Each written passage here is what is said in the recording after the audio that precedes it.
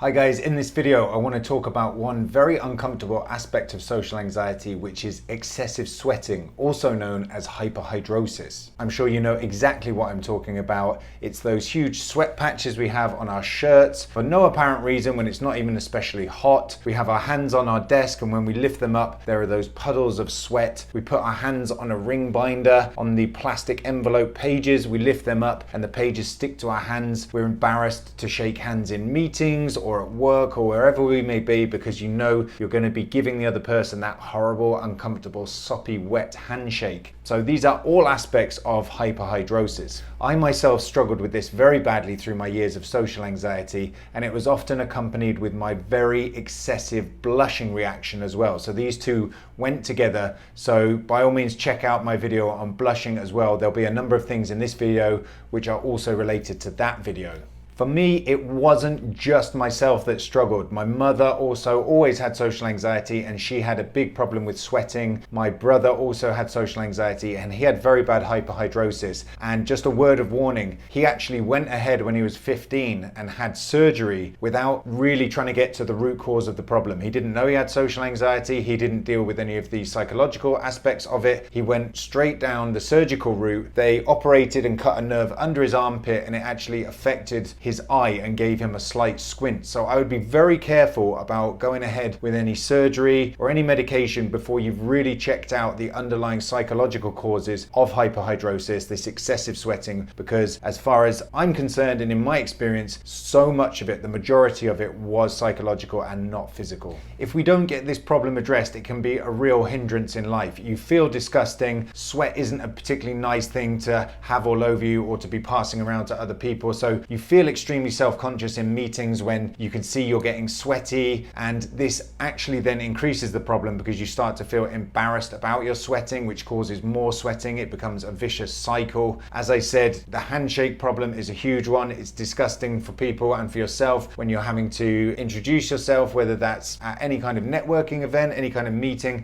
So it can be a real hindrance. It can also be a real hindrance with romantic partners and holding hands, or sexually if you want to touch their body and you've got soaking wet hands. It can be a huge issue, and I know people that this has been a real big problem for, especially in their romantic life and their dating life. Fortunately, there are a number of ways to deal with this, and similarly to my video on blushing, which you will see on the screen, you can come at this from a superficial practical level and also from a deeper psychological level. My first piece of practical advice for dealing with excessive sweating would be to wear dark layers. Obviously, when you're wearing darker layers, dark blue, black, it doesn't show up the sweat patches. Light blue, greys, these can be a real problem. They really accentuate the sweat patches and make you feel more self-conscious about your sweating. So I would really get into the habit of wearing dark shirts when I was going to meetings where I thought I was going to sweat. Secondly, I would try to wear quite light layers and layers where I could ventilate. So I would have the option of taking layers off and also a way of trying to get some air into the body, which can help relieve some of that sweating sensation. Thirdly, you can also try to position yourself in rooms which will help to reduce the sweating or some of the uncomfortability of the sweating. For example, if you can get by a window or under an air conditioner, that can help in keeping you a little bit cooler. Fourthly, a useful habit I developed, especially at networking events and so on,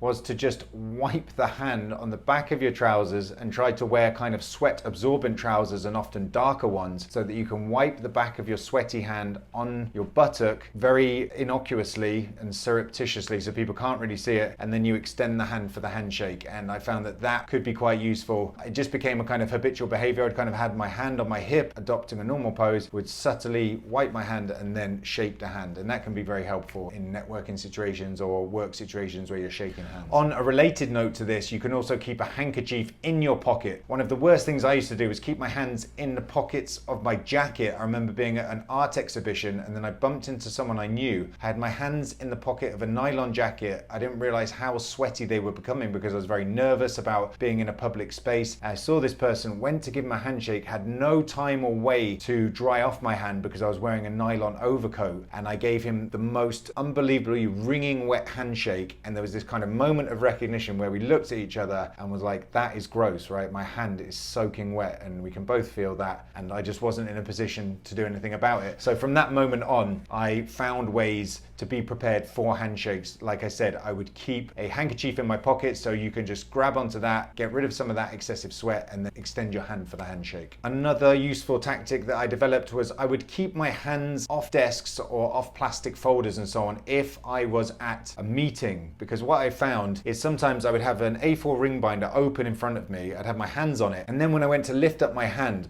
would actually be stuck to the transparent envelope in the A4 ring binder, and this drew attention to it and was quite disgusting and just made me more self-conscious. So I learned to keep my hands on my thighs, not to have them on the table, because then when I lifted my hands off the table there would often be conspicuous pools of sweat on the table, and this just made me more self-conscious. Oftentimes other people do not see this, can't see this, but it makes us more self-conscious about it. So I just learned to keep my hands off desk surfaces and plastic surfaces, because there's no way for the heat to escape, and it actually increases the sweating as well, and it leaves these pools of sweat. So I recommend keeping your hands on your thighs while you're in meetings or other situations, and then you don't get those sweaty patches on the table or sticking to surfaces like ring binders. Finally is a point related to food. If you're out at a meal, whether that be socially, with family, with friends, or a work meeting meal, whatever it might be, it can be advisable to try to avoid foods that are going to make you sweat. Spicy foods, things like onion, ginger, these kind of stimulating foods, and also alcohol can also increase the sweating response. So it can be wise to give a little bit of thought about the food that you're eating, because when you've got a very reactive sweating response and nervous system, these kind of stimulating foods can exacerbate that problem.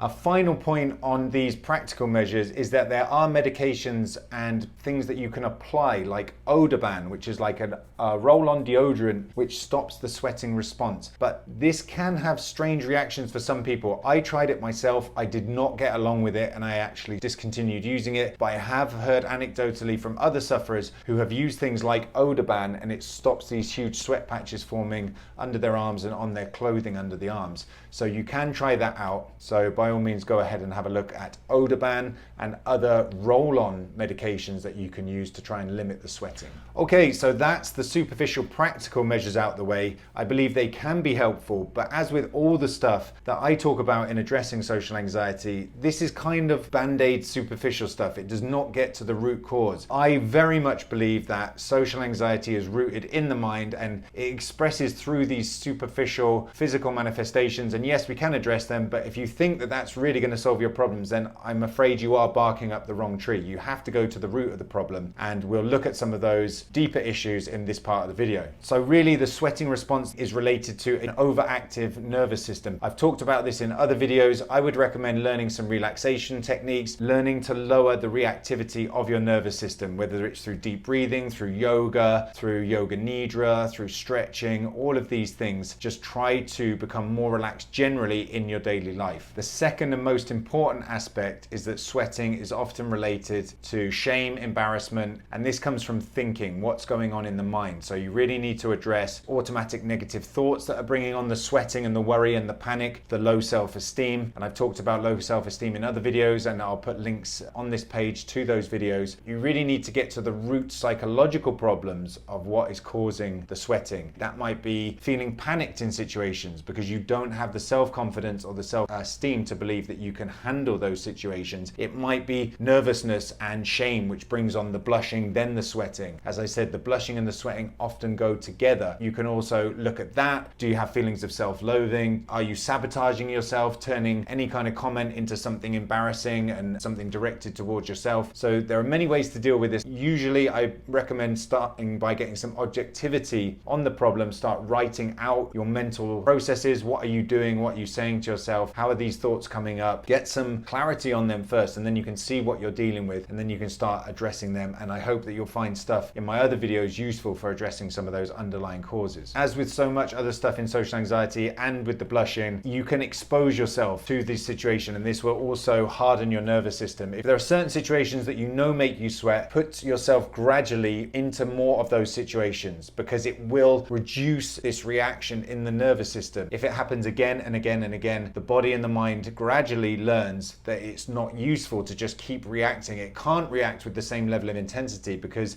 it becomes so used to these situations. So if it's public speaking that really makes you sweat, by all means go ahead and gradually practice speaking on a phone like this, speaking in front of the mirror, speaking in front of a friend, speaking in front of 3 friends, then go into Toastmasters. Build up gradually, baby steps, whatever it is. Get used to those situations that make you sweat, and over time they should make you sweat less. While in these types of exposure situations or any situation that makes you sweat, you may well feel your sweating reaction coming on. And what I would recommend here is do not fight it. Let it come. It has its own trajectory, it has its own energy, and it will build up, you will sweat, and then it will start to subside. If you then start to jump in and start worrying about, oh, here's the sweating coming on, I need to try and cut it off, this will exacerbate the problem because you start to build self-consciousness and worry around the sweating, and then it will intensify. And I know this is very uncomfortable. I found it very hard with my blushing to just let go of it, but you have to admit, yes, it's coming on. Yeah, okay, people might notice it, but just let it go. There were times when I tried to stop the sweating and then it was really actually dripping off my brow and it starts to all get out of control. So just accept a little bit. This is going on right now. It won't be like this forever as I deal with this problem going forward. But right now the sweating's coming on. Yes, there's a bit of sweating. Maybe someone can see. Let's just let it subside, let it peak and subside. Okay, so there's my advice about dealing with excessive sweating related to social anxiety or also any part of your life. And as I said, this is also known as hyperhidrosis. I've had a long background with this myself and in my family. I highly recommend trying to deal with it both from the practical level and the psychological level before you consider deeper medications or even surgery. As I said, I've had experience with my brother who had a very bad time using surgery for this problem, so please consider that. I hope this will be helpful for you. If it has been, please like the video, please subscribe to the channel, and I look forward to seeing you guys in future videos.